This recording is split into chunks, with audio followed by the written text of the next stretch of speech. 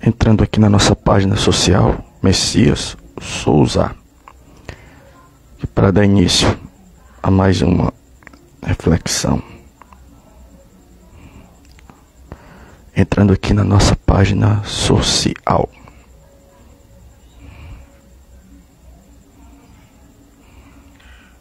Entrando aqui na nossa página social, Messias Souza.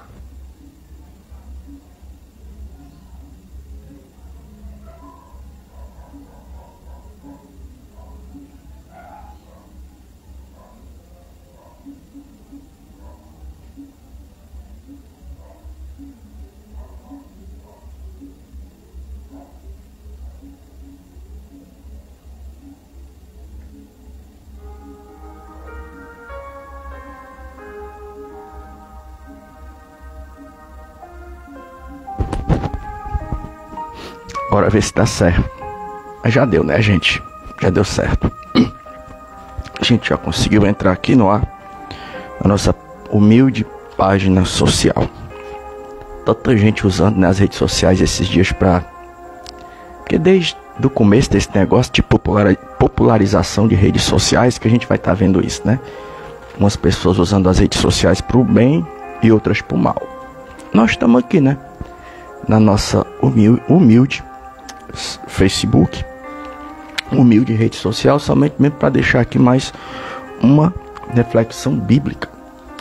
Só lembrando que para poder a pessoa estar em condição de absorver, receber e entender isso aqui que a gente está falando, repetindo o que eu sempre falo, a pessoa tem que crer que a Bíblia é a palavra de Deus. Porque se a pessoa não crer, repetindo, a pessoa vai olhar para mim, para essa pessoa, não somente para mim, para muitos outros e outras que pregam a palavra de Deus e não vão enxergar nenhum porquê, nenhuma razão, nenhum propósito, né? O que é que esse doido está falando aí? O que é que ele está perdendo tempo? Alguns vão até dizer, né? Vão até dizer, não está ganhando um tostão com isso. Então, se você não for crente em Jesus Cristo e crente que a Bíblia é a palavra de Deus, você não vai estar vendo nenhuma razão, né? Não vai estar entendendo o real propósito da gente. A gente está entrando aqui na rede social para estar falando o que a gente está falando. E segundo, a gente vai estar falando nessa noite a respeito, mais uma vez, como já é de costume nosso, né? A respeito da volta de Jesus. Vou estar falando aqui somente uma coisa, antes da gente estar entrando no sermão. O que é que acontece? Como já dizia um professor que eu tive, faculdade de teologia, né? Tudo que ele ia falar, ele dizia, o que é que acontece? O que é que acontece? Né? A gente perdeu ele nós que éramos alunos dele, né? A gente perdeu ele pro Covid em 2000, muito jovem, morreu muito jovem. Era um pastor que a gente tinha, né? Fortinho, né? Bem fortinho. Sempre que ele ia falar alguma coisa, era um dos melhores professores que eu já tive. Ele dizia, o que é que acontece? O que é que acontece?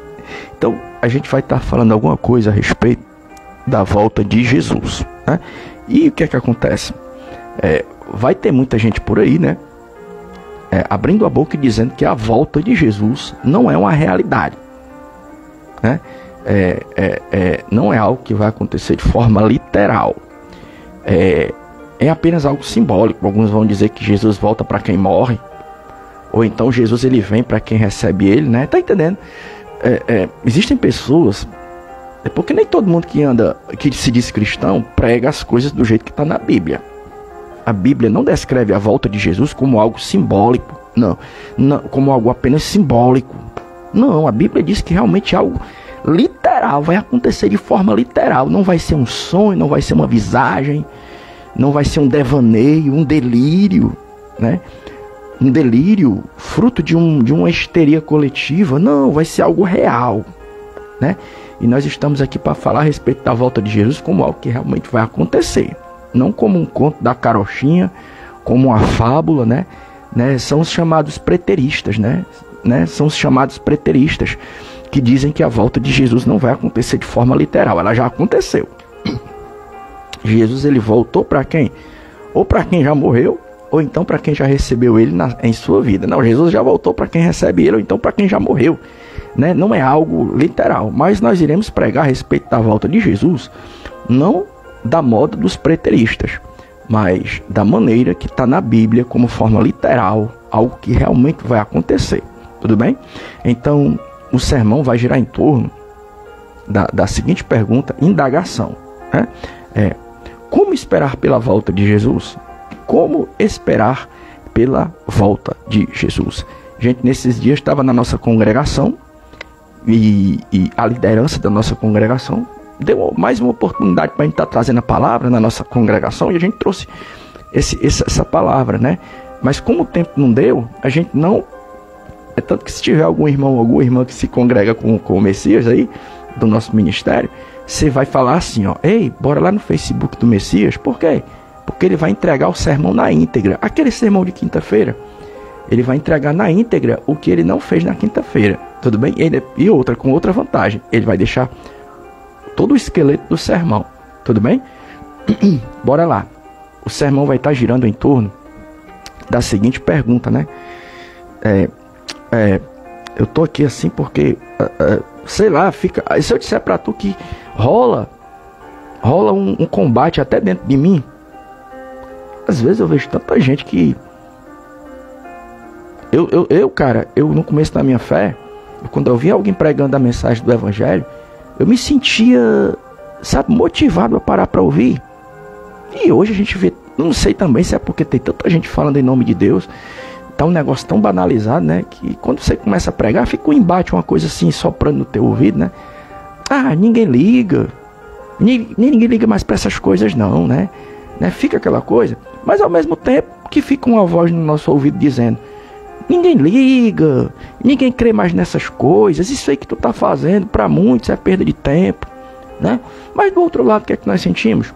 Nós sentimos o poder da palavra de Deus dizendo, vai valer a pena, vale a pena a gente continuar pregando esse texto, essa mensagem do jeito que está na Bíblia Sagrada, né? Tudo bem, então vai girar em torno do quê?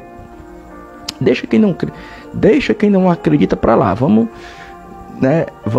se ligar, né, naqueles poucos remanescentes que ainda querem alguma coisa com a palavra de Deus. Tudo bem?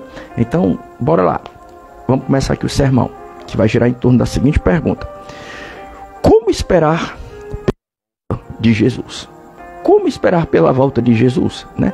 Primeiro ponto, nós temos que esperar pela volta de Jesus com amor. Nota aí no teu caderno. Se você não quiser anotar, você espera que daqui a pouco eu vou colocar tudo anotado aqui na nossa página, né? Como esperar pela volta de Jesus? Primeiro, com amor. Temos que esperar pela volta de Jesus, como eu já falei, e essa volta vai acontecer de forma literal. Não vai ser algo assim, a palavra é simbólico, não é algo simbólico. A Bíblia, quando fala da volta de Jesus, é apenas uma alegoria. Não, uma alegoria, uma simbologia, não. A Bíblia fala que Jesus vai voltar de forma literal. Tem um louvor, né? Tem um corinho que diz assim, ó: Deus está aqui, aleluia. Tão certo como o ar que eu respiro, tão certo como a manhã que se levanta, tão certo como eu te falo e tu podes me ouvir, né? Então, tão certo como eu estou falando e você está me ouvindo, vai ser a volta de Jesus. Vai ser uma realidade. E essa volta a gente tem que esperar ela como? Com amor. 2 Timóteo 4,8, que diz assim: já agora a coroa da justiça me está guardada, a qual o Senhor, o reto juiz, me dará naquele dia, e não somente a mim, mas também para quem? A todos quanto amam a sua vinda. 2 Timóteo 4,8, né? Então Paulo aqui, 2 Timóteo 4,8, a Bíblia nos diz que, Paulo disse que havia algo que estava reservado para ele. Ele estava fazendo referência à sua salvação, morar no céu, né? E essa certeza do que ele tinha para receber não estava reservada somente para ele, mas para todos aqueles e aquelas, okay, que amam, desejam, anseiam, estão focados nessa mensagem. Que mensagem, Messias? A volta de Jesus. Aí é interessante porque, Messias, qual é um dos maiores sinais de que a gente considera uma pessoa, é que a gente não esquece dessa pessoa. A gente aqui lá está fazendo menção do nome dessa pessoa. E quando a gente não considera, a gente esquece. Não toca no nome, não liga, né? A gente faz de conta que a pessoa não existe, né? Então qual é o maior sinal de que eu e você nos dias de hoje não estamos mais amando a vinda de Jesus? Você mesmo que está aí, eu, a igreja do nosso país, sabe qual é? É que a gente não está mais falando a respeito dessa doutrina. Meu filho, o que tem de igreja por aí, mega templos, que estão por aí crescendo, aumentando, né? Mas não estão amando essa vinda. Que vinda, Messias? A volta de Jesus. Messias, como é que tu me prova que muitos de nós não estão mais esperando Jesus com amor? Tipo assim, tomara que Jesus volte. Sabe qual é o sinal? Muitos pastores, pastoras, obreiros, pregadores e missionários não tocam mais nesse assunto nas igrejas. Como é que a gente vai amar a volta de Jesus se a gente não toca mais nesse assunto? Quando tu vai lá para o livro do Apocalipse, tu vai ver João encerrando a mensagem do Apocalipse fazendo uma oração. Qual vai ser a oração? Maranata. Ora vem, Senhor Jesus, né? Então hoje, irmão, o que é que nós temos visto? É como já dizia um amigo meu, que ele se congrega na igreja, meu Deus, ele se congrega em uma igreja, é um amigo meu, que ele se congrega em outra igreja, sabe? Que ele é motorista de condução de ônibus. E ele diz, Messias, o problema não é no cristianismo, o problema até na cristandade, né?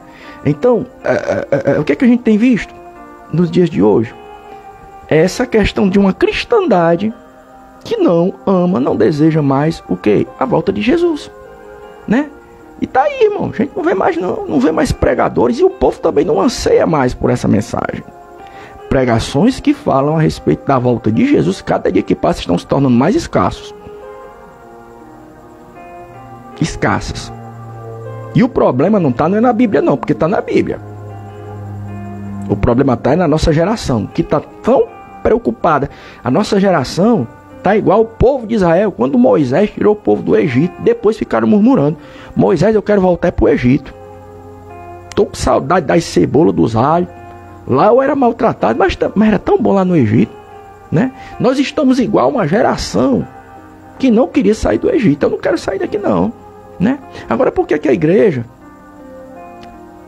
primitiva, ela era tão ansiosa pela volta de Jesus, estava naquela expectativa? Sabe por quê? É porque essa igreja era avivada, era cheia do Espírito Santo. E essa igreja também, ela não era ligada ao Estado como muitas igrejas. Irmão, vou falar uma coisa para você. Quantas e quantas vezes eu e você que somos evangélicos não apedrejamos a igreja católica dizendo a igreja católica é apóstata, por quê? Porque ela se ligou ao Estado. E quantas igrejas evangélicas hoje não estão ligadas ao Estado ao ponto de não querer pregar nada que não venha a querer contrariar esse sistema? Irmão, eu louvo a Deus quando eu vejo um ministério, independente se é Assembleia de Deus ou não, falando a respeito do arrebatamento da igreja. Tem até aqui um ministério aqui em Fortaleza, que eles estão fazendo um congresso aí, a respeito da volta de Jesus, né? Estou fazendo propaganda de outros ministérios não, mas é a verdade. Se a gente calar a boca, irmão, Deus levanta outro. Se eu que sou assembleiano não tocar mais nesse assunto, não amar mais essa doutrina, não tem problema não, Deus levanta outro ministério. Se não for as Assembleias de Deus que voltam a pregar a respeito da volta de Jesus, Deus levanta outro. Deus levanta um batista, batiza ele no Espírito Santo. Levanta um Remidos em Cristo, para criar um congresso, para trazer de volta os assuntos que a gente não toca mais, a respeito do arrebatamento da igreja. Mas por que essas coisas, repetindo, estão acontecendo? A gente não toca mais nesses assuntos, é porque nós não estamos mais amando essa vinda. Tem muito pastor que já não ama mais essa doutrina. Tem muita pastora que não ama mais e não deseja mais participar do arrebatamento da igreja. Tem muito missionário que de missionário só tem o nome. Por quê? Porque não ama mais essa doutrina. Não é o Messias que é extremista. Não sou eu não, é a Bíblia. A igreja primitiva, ela não era como eu e você, que fazemos parte de uma igreja que está ligada ao Estado. A igreja primitiva era perseguida. Era por isso que ela ansiava por essa volta. O Messias pula para o próximo tópico. Messias, como nós devemos esperar pela volta de Jesus? Com amor. 2 Timóteo 4,8. O amor esse que muitos de nós não tem mais. Amanhã vai estar lotado, irmão. É domingo amanhã. Os púlpitos de igrejas luxuosas, pastores, líderes, pregando, mas nenhum toca a respeito da volta de Jesus. Nenhum. O caboclo vai pregar 1 hora, mas no bojo doutrinário, a palavra é essa, né? Do bojo doutrinário, né? Mas no corpo de doutrinas que ele prega, arrebatamento, no vocabulário dele, arrebatamento da igreja, não está mais lá. E eu não sei o que é que esses obreiros, esses teólogos, nada contra a teologia, porque eu sou bacharel, mas eu não sei o que é que esse povo está fazendo. Eu acho que eles estão ocupados demais, participando do grande banquete na mesa de Jezabel. Pois procure na internet aí. Tem um pregador aí, das antigas não, né? É o pastor Carvalho Júnior. Tem uma pregação dele que está aí na internet, que ficou aí, né, gravada aí, né? A mesa de Jezabel. Só comia na mesa de Jezabel, a esposa do rei Acabe, os falsos profetas. Eu acho que nós não estamos mais querendo pregar a respeito do arrebatamento da igreja. Por quê? Porque nós estamos perdendo tempo sentados na mesa de Jezabel. Mas nós vamos negar, né? Nós vamos negar o óbvio. Não, o Messias está exagerando. O Messias vive apanhando, sendo ojerizzado, perseguido, porque ele só sabe fazer o quê? Insinuações maliciosas. Meu filho, é insinuação maliciosa, não é só tu ver, cara. Tá com quanto tempo que tu nessa Assembleia de Deus não vê ninguém levantar para falar a respeito da volta de Jesus? Tá ficando doido? Eu não tô, não. São insinuações maliciosas. Por isso que o Messias apanha. Messias, como é que a gente tem que esperar pela volta de Jesus? Primeiro foi com amor, né? E segundo, é com sobriedade e vigilância, né? 1 Pedro 4,7. E já está próximo o fim de todas as coisas. Portanto, sede sóbrios e vigiai em oração. Pai do Senhor, irmão Pinheiro Neto, vi agora, viu, que eu sou míope, irmão Pinheiro Neto, eu sou míope, eu uso óculos. Cadê o óculos aqui para mostrar para vocês? E às vezes eu tô aqui na câmera, eu não tô vendo aqui os comentários estão rolando aqui, aí às vezes eu não... Mas eu vi, viu? A paz do Senhor, irmão Pinheiro Neto. Deus continue tendo misericórdia das nossas vidas, amém? Boa noite, obrigado aí pela sua presença aqui nesse momento, né? Então, o que é que acontece? Nós temos que esperar a respeito da volta de Jesus, com sobriedade e vigilância, né? 1 Pedro 4,7, e já está próximo o fim de todas as coisas. Portanto, sede sóbrios. O que é você ser sóbrio? Sóbrio é o contrário de quê? De bêbado, né? E eu vou falar o que eu falei na quinta-feira. Nosso pastor nos deu a oportunidade de trazer a palavra no culto de doutrina. Eu digo isso sem a menor vaidade, né? Porque Deus me livre e guarde. Tem gente que se for substituir um pastor, e a Assembleia de Deus tem essa... Com todos os defeitos, as dificuldades que a gente tem passado, nós temos líderes ainda que primam por isso, né? Quando o líder vê que um obreiro tem um certo talento, ele não prende não, cria uma situação ali para a gente fazer alguma coisa, né? E o nosso pastor, ele nos deu essa oportunidade, nos deu a oportunidade de estar substituindo ele na doutrina, né? Aí ele só disse uma brincadeira comigo, né? Ele disse assim: só não vá, leva brincando, é só brincadeira, né? Brincadeira que ele também é brincalhão, né? Só não vá doutrinar as minhas ovelhas. Mas é brincando, eu entendi a brincadeira. É o que acontece, eu vou falar o que eu falei no culto de doutrina da nossa congregação, que foi que eu falei. Irmão, o que tem de obreiro dopado? O que é você estar sóbrio? É o contrário de bêbado, irmão. Eu sofro de problema na coluna, e eu até falei no culto. O nosso ortopedista que eu consultei passou para mim um medicamento fortíssimo. É um negócio que você bota debaixo da língua, é um analgésico. Aí quando vai se desmanchando, para aliviar as dores, né? Tem problema de hernia de disco. Aí eu notei que eu tava ficando meio... Aqui no Ceará a gente chama de areado, sabe? Aí, cara, eu desobedeci as ordens médicas. Eu suspendi o meu tratamento porque eu não tava mais aguentando, porque eu tava ficando tipo assim, sabe? Dopado. E espiritualmente falando, cara, o que tem de obreiro dopado? Porque quando você tá dopado, cara, com medicamento, né? Eu me lembro que quando a minha mãe perdeu a minha avó, a minha mãe perdeu o meu avô e a minha avó, a minha mãe adotiva, a dona Antônia Souza, ela se empanturrou, e também o meu pai adotivo, o senhor Elias. Sempre que a minha mãe perdia uma pessoa querida, a minha mãe tomava medicamento. Ela dizia: não consigo nem dormir. Aí eu me lembro, né? Tá, mãe, aí ela, né? Debaixo de medicamento ela estava dopada, ela não estava sóbria, né? Então a Bíblia diz, cara, porque quem tá dopado não tem noção das coisas não, velho. é duas coisas que tiram a noção da gente. É o sono e a falta de sobriedade nesse sentido. De você estar tipo embriagado, dopado, intoxicado, não sei, né? E a Bíblia diz, irmão, que 1 Pedro 4,7 ele vai dizer, sede sóbrios. Né? O que é você ser sóbrio? É, cara, você tá ligado na situação, velho. Se tocar que Jesus está às portas. Mas só que tá rolando, irmão, um tipo de assim de... É uma embriaguez espiritual que tá tirando a nossa noção de muitos obreiros e muitas obreiras. Cara, tem muita gente bonita por aí ocupando as redes sociais e pregando em nome de Deus. Tem muita gente ocupando os púlpitos da nossa igreja, mas estão tudo dopado, velho. É o mundo virado de cabeça para baixo e o povo achando que Jesus não tá voltando, você tá dopado espiritualmente. E a Bíblia diz lá em Efésios, não vos embriagueis com vinho em que há contenda, mas enchei-vos do Espírito. O cara tem um vinho aí do cão. Tem uma droga espiritual aí que o sistema tá dando pra gente, a gente tá tomando, Jesus está voltando e a gente tá assim nos púlpitos, ó. Tá entendendo? É dopado, cara. O povo não tá sóbrio, não. O mundo tá sacudido de cabeça para baixo, né? Papocou aí nas redes sociais, é um negócio aí que tava acontecendo faz tempo. Aí o rapaz que ele tem uma veia cômica, vou falar do nome dele, não tem problema nenhum, né? É um rapaz, é um Felca. É um bem altão chamado Felca, que ele tem uma veia cômica, mas só que ele interrompeu a veia cômica dele, de stand-up, para denunciar umas páginas aí que tava rolando nas redes sociais, né? Onde tava rolando o que? Abuso de menores. E é engraçado que já tava acontecendo faz tempo. Papocou, né? Aí a sociedade de hoje, ela tá muito parecida com aquilo que Jesus falou. Como foi nos dias de Noé. A gente tá vendo o mundo todo virado de cabeça para baixo.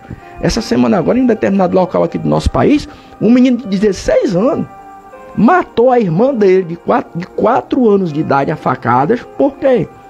Porque ele estava sendo maltratado pelo pai. E ele queria se vingar do homem. Eu vou matar minha irmã, porque eu sou amo muito ela. O menino de 16 anos deu uma facada, matou uma menina de 4 anos a facada. Essas são as maiores loucuras acontecendo nesse mundo, virado de cabeça para baixo. Jesus disse que vai ser como nos dias de Noé. Mas só que a gente está com a nossa mente tão dopada que isso não produz em mim, você, nós, nenhum tipo de escândalo. Eu me lembro quando eu era criança, vou passar para o próximo tópico. Cara, não era qualquer coisa, deixava a sociedade, até quem era descrente, ficava espantado com certas coisas. Eu me lembro que quando eu era criança, para você assistir um programa policial, você tinha que ficar aqui em Fortaleza, acordar até meia-noite, no começo dos anos 80, para poder assistir o Mão Branca.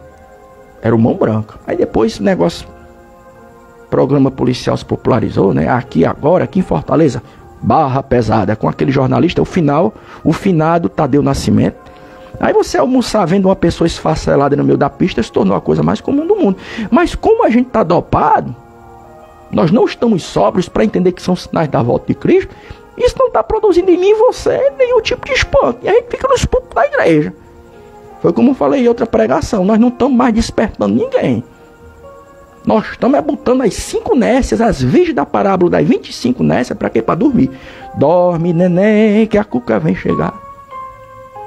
Não existe mais. Eu vou falar para você antes de pular para o próximo tópico. O que tem de gente que me chama de falso profeta porque eu prego essas coisas?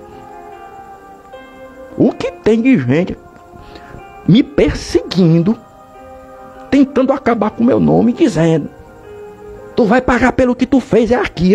Não foi que eu fiz. Tá entendendo, cara? Tudo que a gente tá pregando isso aqui, velho. Se eu tivesse adormecendo o povo, tava todo mundo me ovacionando. Mas como eu tô berrando e gritando, Jesus está voltando, o povo fica dizendo: tu vai pagar pelo que tu fez. Foi que eu fiz. Eu acho que é pelo que eu tô falando. Só pode ser. Essa semana deram um berro comigo: tu vai pagar pelo que tu fez, é aqui agora. Aí foi o que eu fiz. Aí eu fiquei tão estarrecido que eu cheguei em casa e a ficha caiu. Aí vai, tô me acusando de quê mesmo? Falso profeta, mentiroso. É os nomes que eu levo. Tudo por causa dessas coisas que eu prego. É engraçado, né? O mentiroso, falso profeta, fala a verdade. E os verdadeiros estão pregando a mentira. Estão só mentindo. É isso que eu não estou entendendo. Mas se você pula para o próximo tópico. Temos que esperar pela volta de Jesus de que maneira? Com paciência. Com paciência. Tiago 5,7. Tiago 5,7. Sede, pois, irmãos, paciente até a vinda do Senhor. Eis que o lavrador espera o precioso fruto da terra, aguardando com paciência até que receba a chuva temporã e seródia. Tiago 5,7. Temos que esperar pela volta de Jesus com paciência. Então, Tiago, em Tiago 5,7. Obrigado, Dom Pierre, né? Obrigado. Com paciência. Então, Tiago, ele vai comparar a vida daqueles e daquelas que estão esperando pela volta de Jesus com alguém que plantou uma semente, um lavrador, e está vendo, esperando o retorno, o negócio frutificar, né? Então tem que ter paciência. Porque você não vai ver a gente não vai ver uma plantação de feijão nascendo da noite pro dia. A não ser que a gente esteja achando que as coisas acontecem como naquele filme João e o Pé de Feijão. Que ele lançou daquela fábula, né? Naquela fábula que o menino lança o pé de feijão ali, aí o pé de feijão de uma hora para outra cresce e vai bater lá no céu. João e o pé de feijão, né? É uma fábula, né? Não, mas não é de uma hora para outra que o fruto ele nasce, né? Então, Tiago, em Tiago 5,7, ele vai comparar, né, a vida de quem está esperando pela volta de Jesus com a situação de um lavrador que plantou uma semente e está esperando o fruto, né? E o que tem de gente, irmão, que já perdeu a paciência. Você sabe essas pessoas que nascem em berço evangélico, mas não se convertem? Eu estava me lembrando agora de um youtuber aí muito famoso, que na família dele é cheio de crente, mas ele nunca se converteu. Aí ele foi falar alguma coisa a respeito do arrebatamento e a volta de Jesus na página dele. Ele falou: ora, minha avó que era crente dizia que esse Jesus ia voltar, até agora não voltou. Minha mãe que era crente disse que esse Jesus ia voltar e até agora não voltou. Tô vendo nada, né? Então é interessante que em 2 Pedro capítulo 3, Pedro vai falar dessa situação. Que já naqueles dias da igreja primitiva tinha gente dizendo: ora, tá morrendo os apóstolos, tá morrendo todo mundo, e continua tudo do mesmo jeito, não mudou nada. Nós estamos passando por um processo muito parecido em que alguém vai dizer: tá com um tempão que eu escuto alguém dizer que Jesus vai voltar e ele não volta, né? São pessoas, irmão, que além de estarem desmotivados para falar a respeito da volta de Jesus porque perderam a paciência, ainda estão fazendo a membresia também não perder a paciência.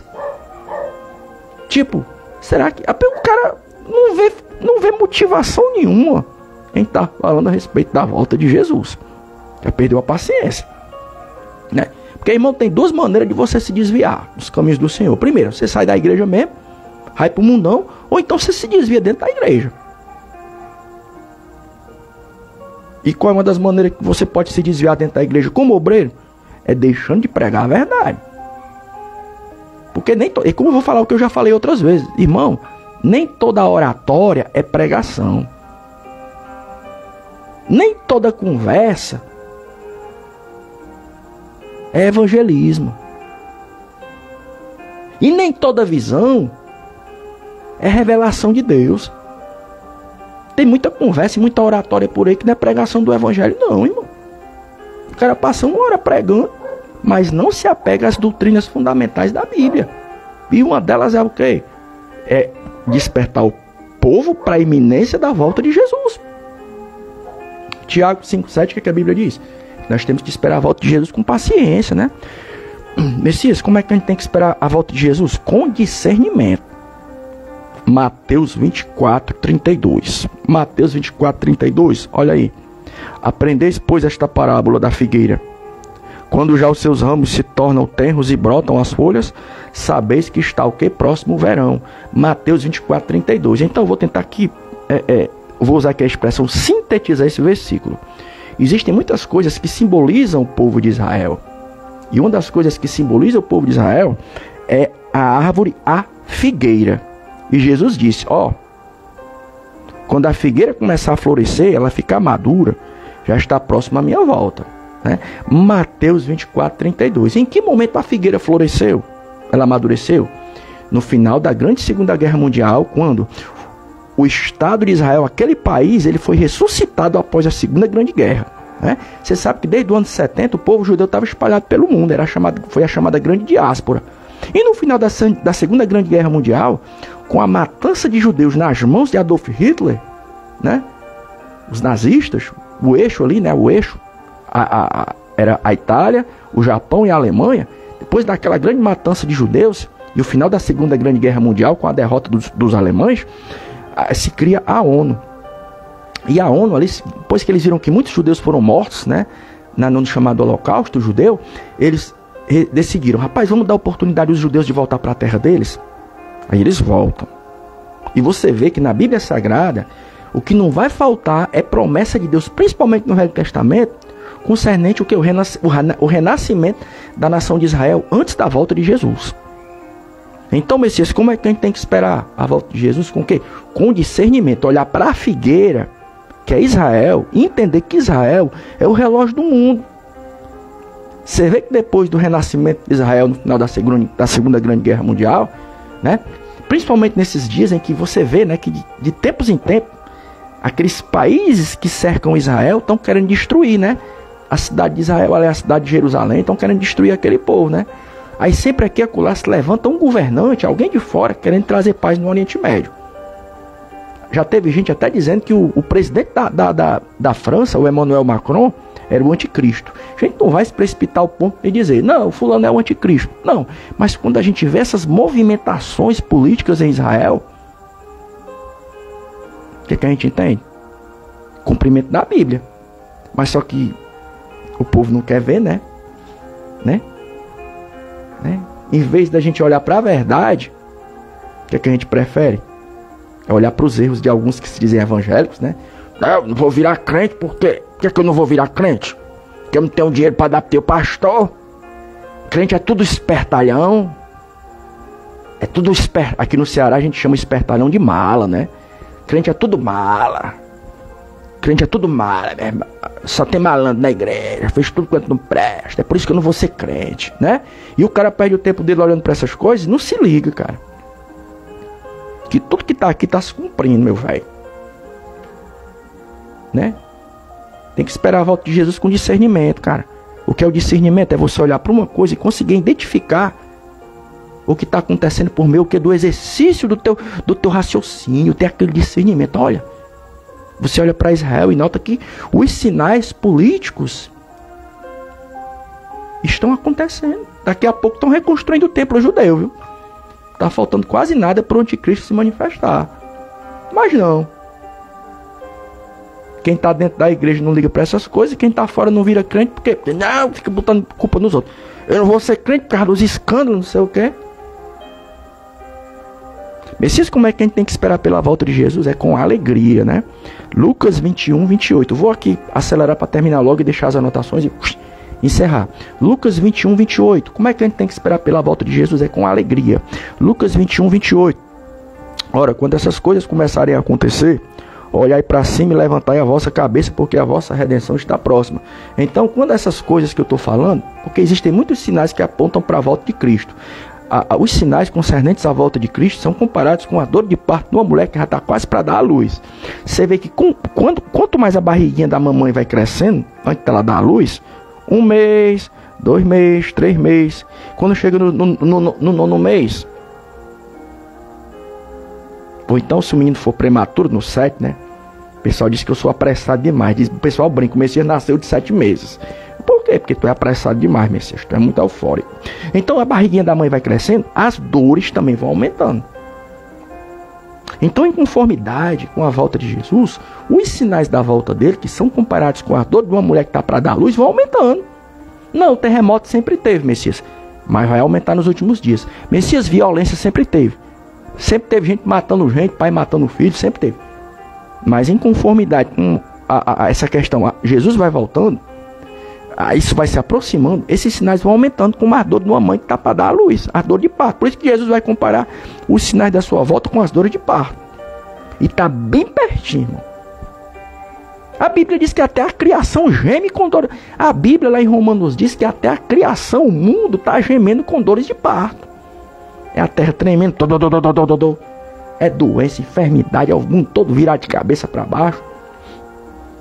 Mas só que a gente está com a mente cauterizada, a gente não vê mais essas coisas. E quando essas coisas começarem a acontecer, Lucas 21, 28, o que é que a Bíblia diz?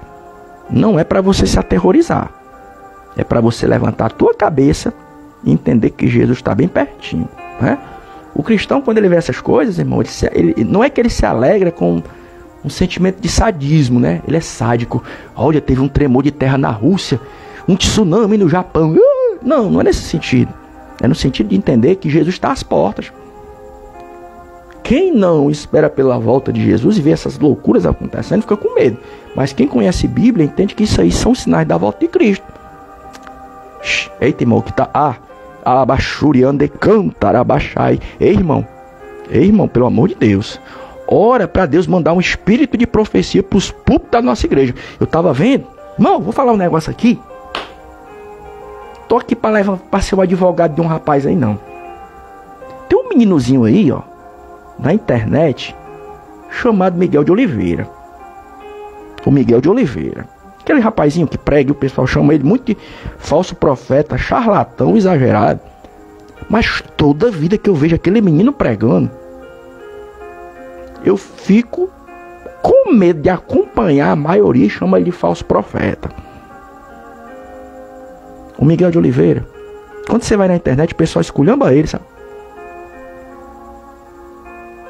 O Miguelzinho diz que ele é exagerado, né? O pastor dele é o Marcinho de... como é que é? Marcinho de Piracicuíba, uma coisa assim, eu me esqueci o nome. Mas o Miguel de Oliveira é o mesmo, é a mesma unção do pastor dele, né?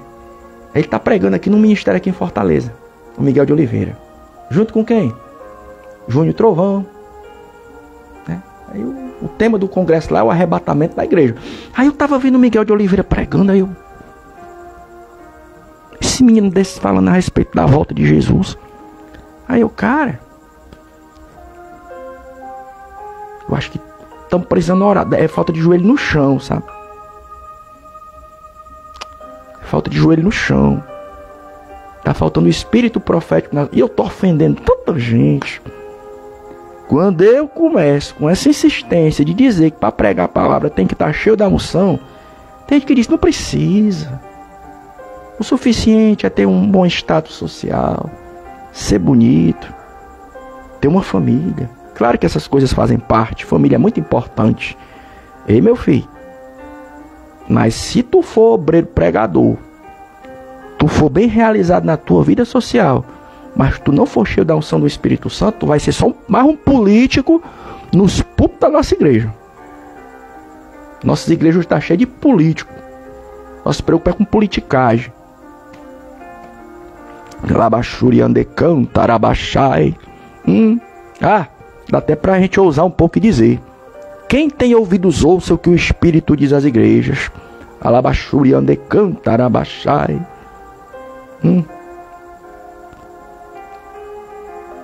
Eu fico vendo essas pregações antigas, né? Desses obreiros avivados que falavam a respeito da volta de Jesus. Eu fico vendo. Irmão, só vai se poxa. Cada dia que passa, principalmente vendo, pesquisando na internet, eu chego à conclusão que uma das razões de hoje a gente não está falando a respeito da volta de Jesus é falta do espírito profético nos púlpitos das nossas igrejas. Só tem politicagem. Messias, vai adiantando para encerrar. Como é que a gente tem que esperar pela volta de Jesus? É com cautela. Olha aí. Irmão, eu tava vendo um menino pregando e todo mundo chamando um menino de falso profeta. Eita, irmão. Irmão, quem tem joelho no chão nota que tem algo sobrenatural na vida do menino. Quem tem joelho no chão nota que tem algo sobrenatural naquele menino.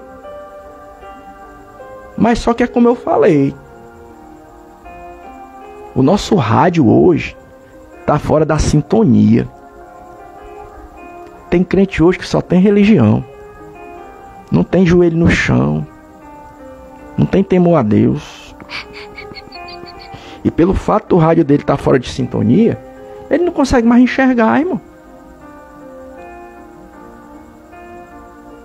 Deus na vida de quem prega a verdade. Aí a gente começa a inventar, né? Falso. Eu sou um. Só que a minha diferença entre o Miguel de Oliveira e a minha, sabe qual é? Primeiro, eu não sou famoso. E segundo, eu sou bem mais velho do que ele. O meninozinho só tem 17 anos de idade. Eu já tenho 46. O que tem de gente me chamando de falso profeta, dizendo que eu tenho que pagar pelo que eu fiz. Eu tô aqui querendo saber o que é isso que eu fiz e o que eu tô fazendo. né? Temos que esperar pela volta de Jesus com cautela, né? Mateus 24, o 4 e o 5. Olha, se Jesus levou o nome de demônio, né? Quem sou eu também para não se chamaram de Beelzebul, dono da casa, quanto mais os seus conservos. Temos que esperar pela volta de Jesus com quê? Com cautela. Mateus 24, 4 e o 5. E Jesus respondendo disse-lhes: acautelai-vos que ninguém vos engane, porque muitos virão em meu nome dizendo: eu sou o Cristo, e enganarão a muitos, né? Então vai ter muito falso profeta, irmão. Vocês, como é que eu sei que o cabo é falso profeta? Vá ver o que ele está pregando e vá ver a forma como ele age no dia a dia. Não vá se basear por conversa. Veja o que o cabra prega e veja a maneira com que ele age. Não vá se basear por conversa. Porque às vezes tem falso profeta, irmão, que ninguém agride. Tem falso profeta que a vizinhança ama ele. É mentiroso, só prega mentira e todo mundo gosta dele. Mas quando tu vai ver quem é o cara, não prega a verdade. É mentiroso, enganador, sacana. E tem pessoa que é verdadeira e ninguém gosta. Tem pessoa que é verdadeira e ninguém gosta. É só sendo vítima de ameaça. Como eu. Só o povo passando por mim gritando: tu vai pagar pelo que tu fez. Aí, que foi que eu fiz? Foi da parte, já. Foi da parte. Tu já foi da parte de mim? Tu que todo dia bota esse povo pra dizer que eu tenho que pagar pelo que eu fiz. Tu já foi da parte? Foi da queixa? Tem foto, tem prova, né? Tudo. Tem os prints da conversa. Rapaz, é pra delegacia, mulher. Perde teu tempo não, eu sou falso profeta. Mas não, as pessoas ficam espalhando esses boatos porque sabem que tem gente que acredita, com a intenção de atrasar o ministério da gente. E enquanto isso, os falsos profetas estão ganhando terreno por aí. Gente que não tem compromisso com a verdade, né? E o povo é ruim, irmão. E o pior, irmão, que eu não sei qual é o pior: se é quem espalha o boato ou se é quem acredita.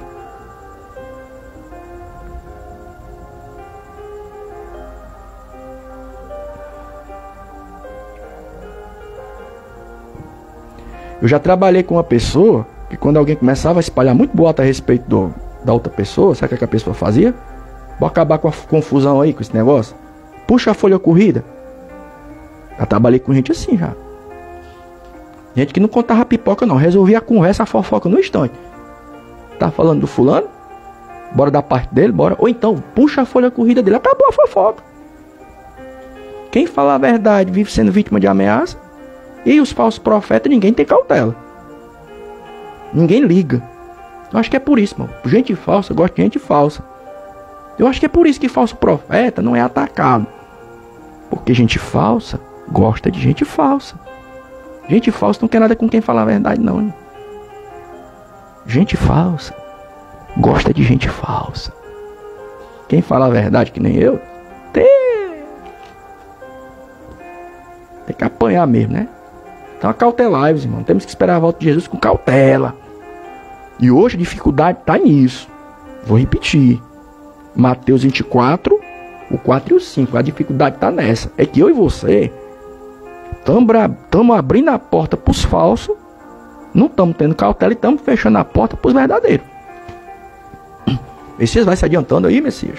Como é que nós temos que esperar pela volta de Jesus? É com perseverança. Com perseverança.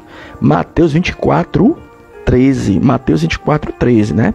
Mas aquele que perseverar até o fim será salvo. Messias, como é que eu tenho que esperar pela volta de Jesus? Com perseverança. Mateus 24, 13. Mas aquele que perseverar até o fim será salvo. Ei, ser crente, meu filho, não é só você dizer: eu quero Jesus hoje e amanhã abandonar, não, velho. Tem que perseverar. Não é para um culto de domingo se emocionar com o louvor e no outro culto não ir mais. É pregar hoje, amanhã não pregar mais. É participar de um coral de uma igreja, amanhã não participar mais. É me congregar em uma igreja, amanhã não me congregar mais. Não, meu filho, tem que ter perseverança, tem que ser o céu é para quem persevera. E a Bíblia diz, né, que uma das coisas que vai acontecer nos últimos dias, né, que vão anteceder a volta de Jesus é o grande aumento no número de desviados. Gente desviada. Né?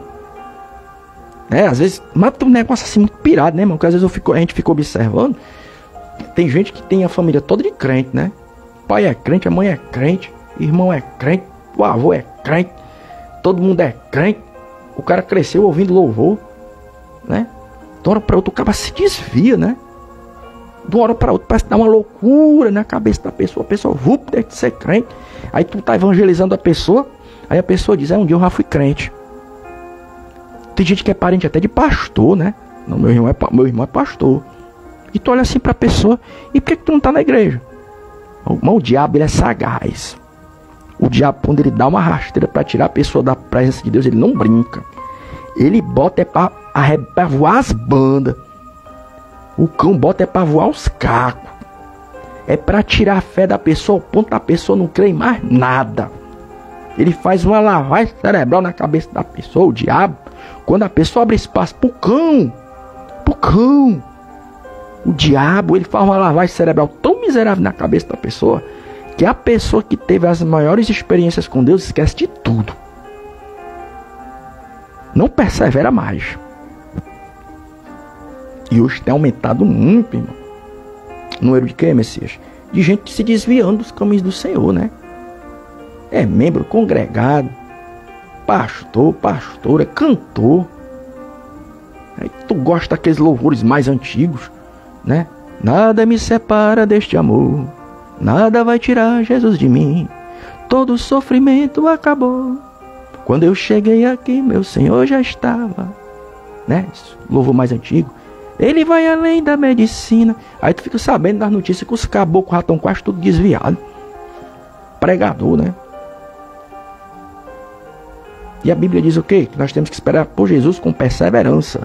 Mateus 24:13. Irmão, vou pular para o próximo tópico para encerrar.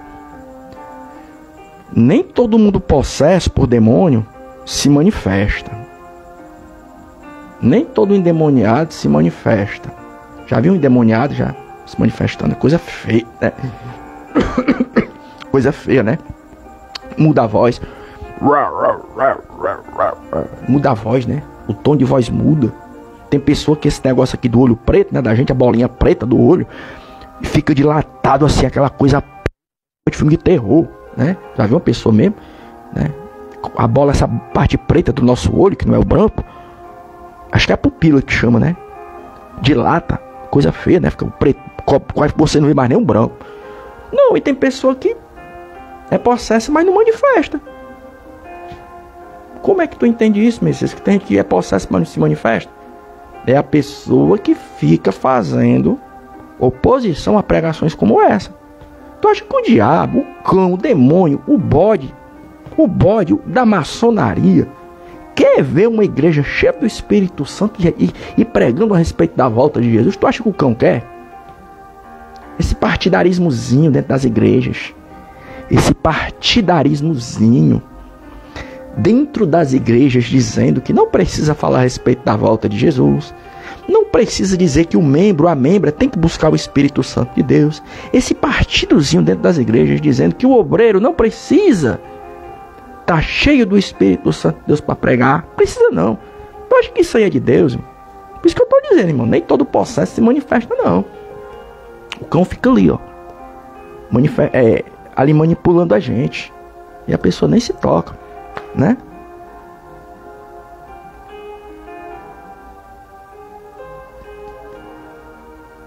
Viu, pastor? Tem demônio que fica ali incubado dentro da pessoa. Tem um livro, que eu me esqueci o nome agora, Batalha contra os Santos, né? Que eu tava lendo, né? Que tem uma irmã que ela escreveu esse livro. E ela diz, irmão, que tem demônio que fica tão incubado dentro da pessoa, que é uma vida toda lá dentro da pessoa. Vida toda. Além de jejuar, você tem que pedir a Deus, sabe o quê? O dom do discernimento. Porque o cão, quando tu tiver impor nas mãos, ele não vai se manifestar não, vai ficar lá. Ainda canta até os corinhos, até bobeira. Essa terra vai pegar fogo, aonde é que tu vai morar? Tá entendendo, irmão? Pensa que é todo demônio que tu vai impor a mão e o cara vai se manifestar. Tem que pedir a Deus discernimento. Pra Deus te mostrar aquele cão que tá lá dentro da pessoa, incubadinho lá dentro, ó. Escondidinho na brecha ali, ó. As pontinhas do chifre, o rabinho assim, ó, na brecha balançando. Porque ele não se manifesta, mas faz a pessoa ser totalmente contrária a coisas como essa que eu tô pregando.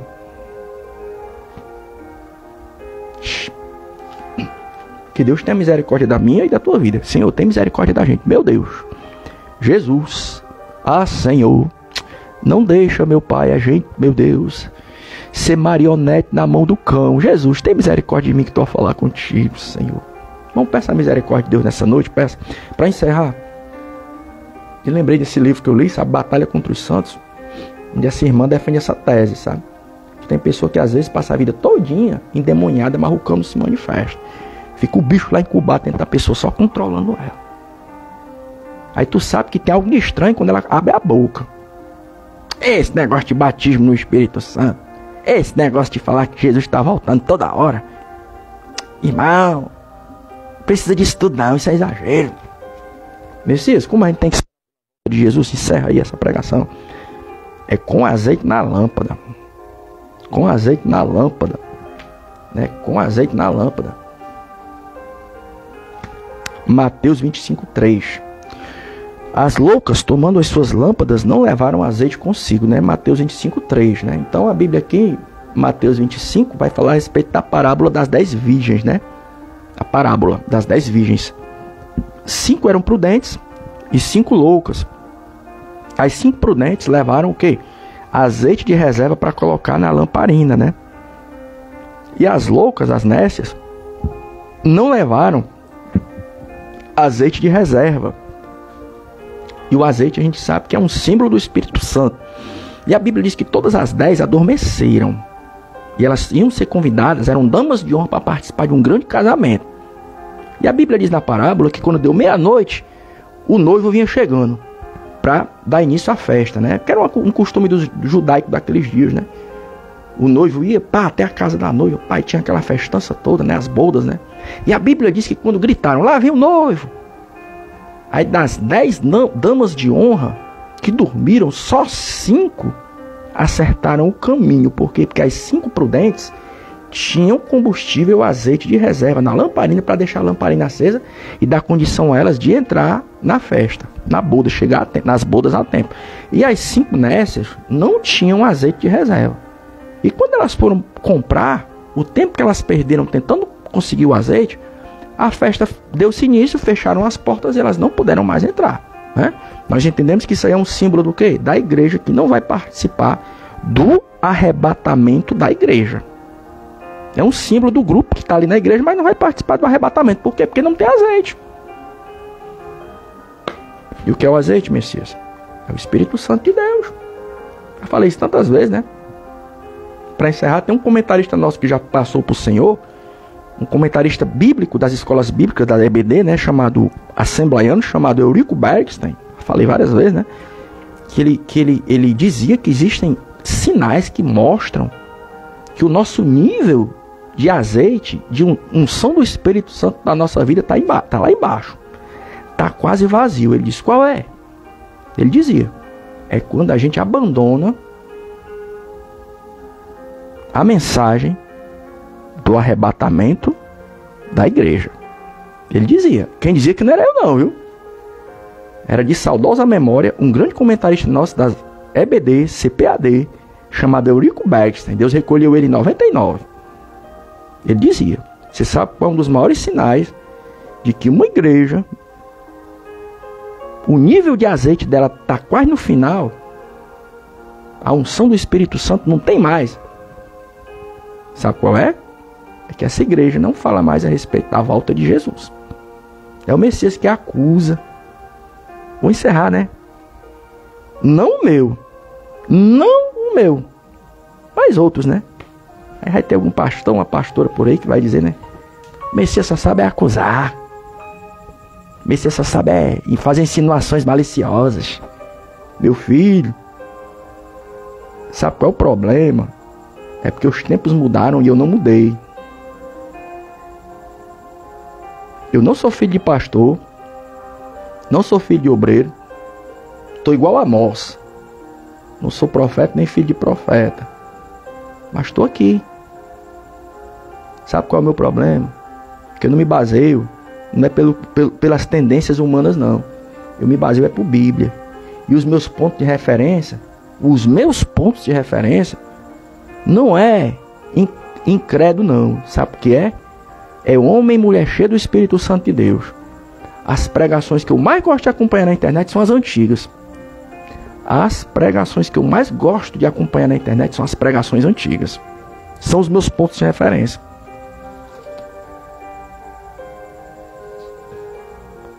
O Messias, ele só sabe acusar.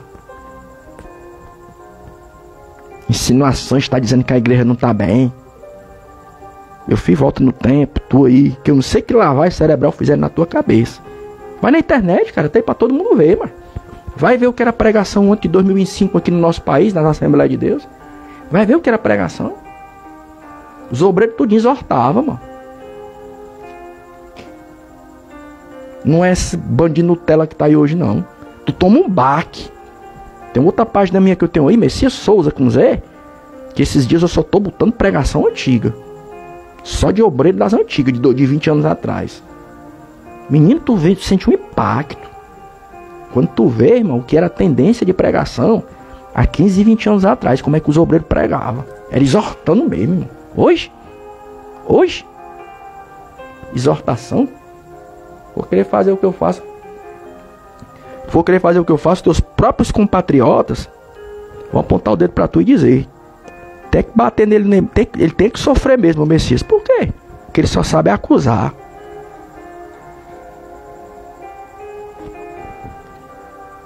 Messias, encerra aí, encerra. Vou deixar aqui as anotações daqui a pouco, viu? Vou deixar aqui o sermão anotadinho, beleza? Você anotar no teu caderninho aí também, viu?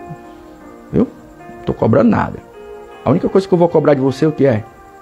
Eu vou botar o meu Pix? Não, daqui a pouco não. O que é que eu vou cobrar de você? Hoje você vai orar pela minha vida. Você que acompanhou a minha live, você vai orar pela vida do Messias, dizendo: Senhor, guarda a vida do Messias. Ajuda o Messias a se manter fiel à tua palavra. Jesus, não deixa o Messias se afastar dos teus caminhos e enche ele com teu Santo Espírito. Vai ser esse o pagamento que você vai fazer para mim. Messias, tu vai cobrar alguma coisa pela pregação de hoje à noite? Vou sim. O que é? Você vai orar pela minha vida. Amém? Então, encerrando aqui a reflexão, como nós devemos esperar pela volta de Jesus. Daqui a pouco eu estou deixando as anotações, tudo bem? Você colocar aí no teu caderninho. Aí quando você estiver anotando, você é anotando e dizendo: Jesus, continua abençoando o Messias. Jesus, guarda o Messias, Senhor. Senhor, acampa os teus anjos ao redor do Messias. Guarda o Messias do homem maligno, do homem sanguinário, da seta do inimigo. Você vai orar por mim. Vai ser só a cobrança que a gente vai fazer. Amém? Então a gente está encerrando por aqui. Encerrando a reflexão, como nós devemos esperar por Jesus. Tchau. Paz do Senhor.